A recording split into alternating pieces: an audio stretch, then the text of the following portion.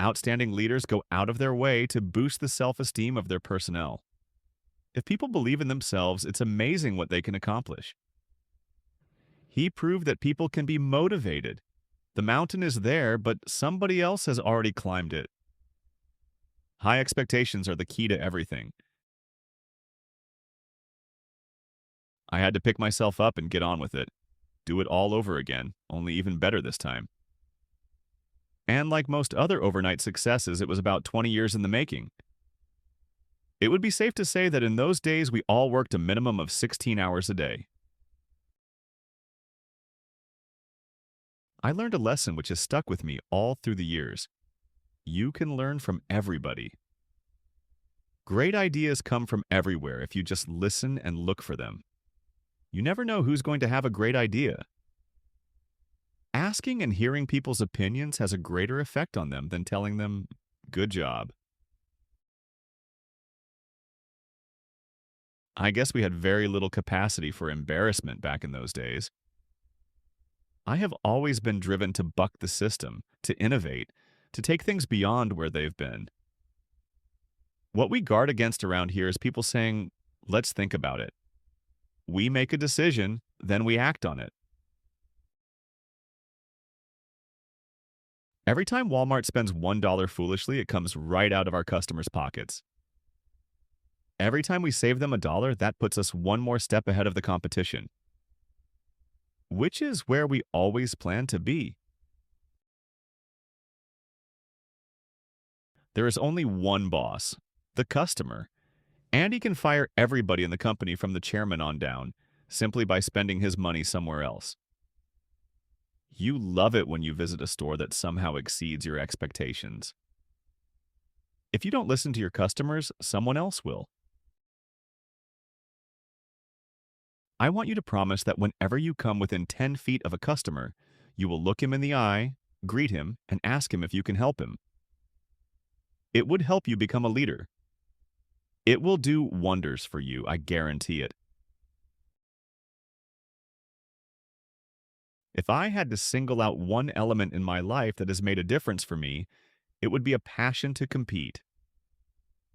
Business is a competitive endeavor, and job security lasts only as long as the customer is satisfied. Nobody owes anybody else a living. It never occurred to me that I might lose. It was almost as if I had a right to win. Thinking like that often seems to turn into a sort of self-fulfilling prophecy. Individuals don't win, teams do. What's really worried me over the years is not our stock price. I was worried that we might lose the team concept, or fail to keep the family concept viable and meaningful. I always favored the Mavericks who challenged my rules. I may have fought them all the way, but I respected them. I listened to them a lot more closely than I did the pack, who always agreed with everything I said. I ran the country studying the discounting concept, visiting every store and company headquarters I could find. I'd ask lots of questions about pricing and distribution. I learned a lot that way. If you take someone who lacks the experience and the know-how but has the real desire, he'll make up for what he lacks. That proved true 9 times out of 10. That may have been one of the greatest single reasons why IBM was successful. They would never have more than 4 layers from the chairman to the lowest level. When we're thinking small, that's another thing we're always on the lookout for: big egos. The more you share profits with your associates, the more profit will accrue to the company. The way management treats the associates is exactly how the associates will then treat the customers. Satisfied, loyal, repeat customers are at the heart of Walmart's spectacular profit margins. One way I've managed to keep up with everything on my plate is by coming into the office really early. 4:30 wouldn't be all that unusual. That early morning time is tremendously valuable.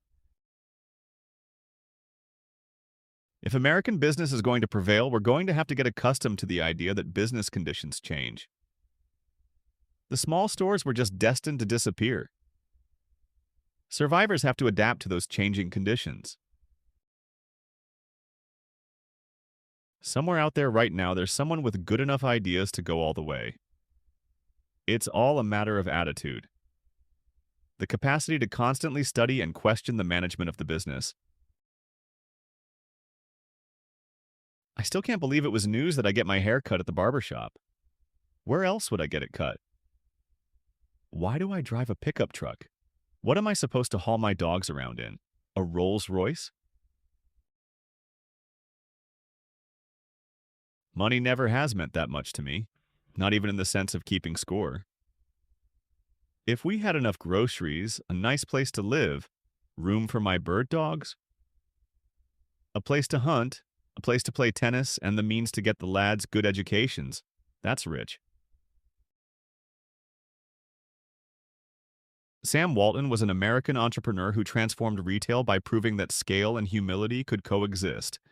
Born in 1918, he founded Walmart in 1962 with a simple but radical idea: give customers what they want for less every single day.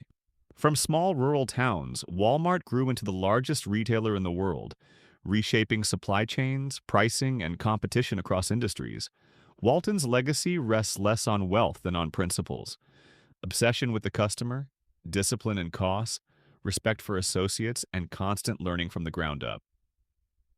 He believed leadership meant service, that ideas could come from anyone, and that success demanded both hard work and adaptability.